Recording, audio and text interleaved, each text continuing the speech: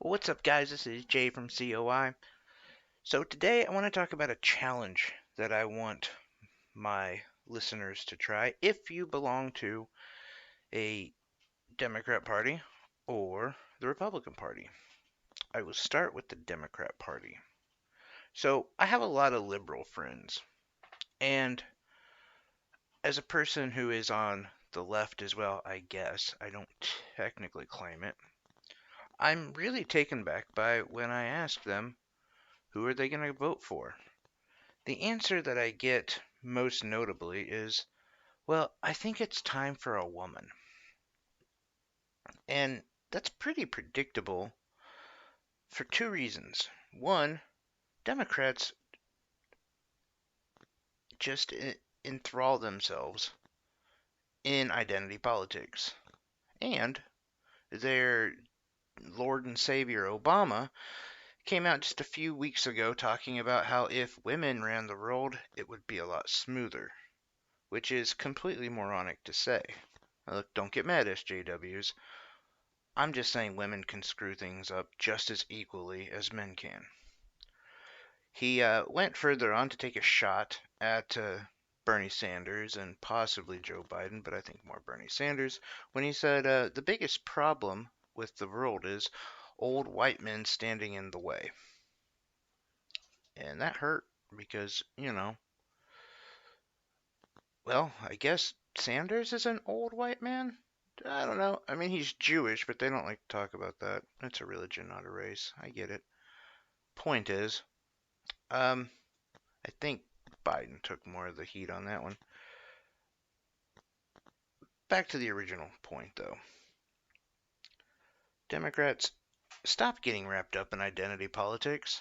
You understand that that's one of the main reasons, that and cancel culture, is why I hate admitting I'm on the left. You guys fall for this all the time. You like to vote for people and show support for people who dog whistle your SJW side. Oh, black people should be as equal as white people. Yeah, no shit. Doesn't mean I'm going to vote for somebody because they had some motto they saw on Pinterest. Remember Kamala Harris? Yeah, all of her mottos and Yaz Queen bullshit. What happened when it was finally put to the test on things like Medicare for all, free education? She really backed off helping the black people, didn't she? And she lost her poll numbers and she dropped out. We're seeing the same thing with Elizabeth Warren as well. Point is, if your whole goal is just to beat Donald Trump, and I hear that a lot, then here's an idea. Look up insanity. You will see that the definition for insanity is doing something multiple times and expecting a different outcome. Do you remember 2016? Yeah. Real centrist, we'll work across the aisle and complete establishment. Oh, and a woman. But what happened? She got her ass handed to her. By who? A completely worthless troll.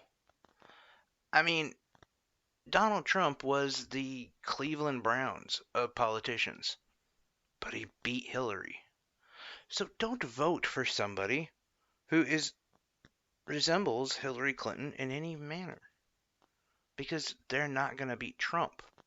Because Trump, for all of his bad sides to him, and there's many, but he's a populist. A lot of him stands as a populist, and if you don't understand, it's populism versus elitism. And as much as most people really, really hate that old cranky D-bag in the White House right now, they really hate elitism. Because elitism, they have no representation at all. Populism gives them that. So I'm just asking you that if you really, really want to beat Trump, vote on the issues. Vote on the issues you care. Don't vote on someone or vote for somebody because Obama said we should have a woman and she should be ethnic. Who gives a shit? Vote for the person who's going to make the biggest and best changes in your life. I'm not just saying that because I think you're going to vote for Bernie. Hell, I don't know. Maybe you're like, no, I'm cool with like the corporate America taking all of our money and going into endless wars. That's what I want. Fair enough. Vote how you feel. But don't stop falling into this false narrative that mainstream media and the DNC wants you to follow. Wrap that up. Now, Republicans. Now your challenge is a little bit harder because your challenge is as old as storytelling, and all of us have this ideology that I'm asking you to try to break. The ideology of good versus evil. There's a good guy, there's a bad guy. I do this all the time.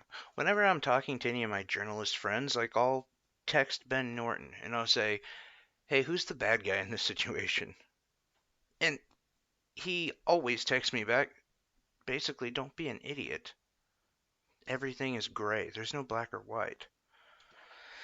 And I want to take this a step further. Aside from seeing good guys and bad guys, I would like you also to stop relying on this good guy. Because look, it's going to be difficult to break that good guy, bad guy ideology. Fine, fair enough. But don't expect this good guy to save you. And it happens all the time when it comes to George W. Bush, um, Jesus Christ, Donald Trump, whoever. You have this whole idea of a superhero coming in and saving the day and fixing the world. So much so that you forgive every mistake that person makes along the way. And to the point where they do things that go against your interest, but you make excuses for them because that's the good guy, right? There's a whole Dave Chappelle joke. He rapes, but he saves. Same ideology. You got to stop with that.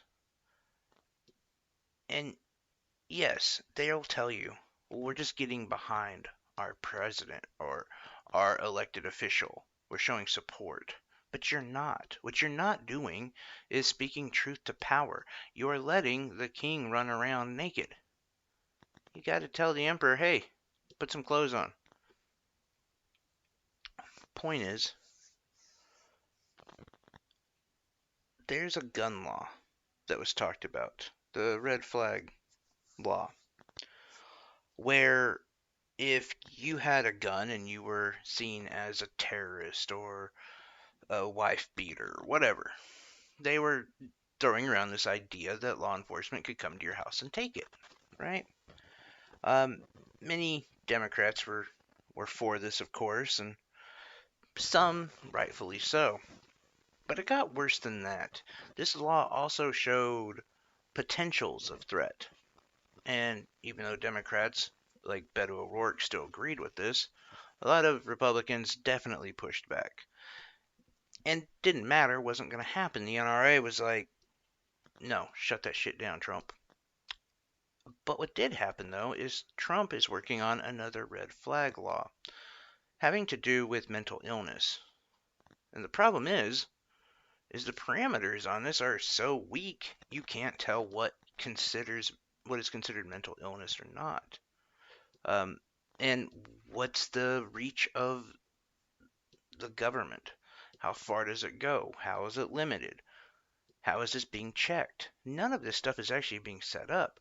The whole idea of it, and they keep talking about it, is it's for homeless people. We need to get the homeless people off the streets and get them the help they need. Fair enough, that sounds like a hard thing to argue against until you realize that this plan barely even mentions homeless people. And in fact, cites certain things. One of them being conspiracy. So that means like Alex Jones could get taken from his house.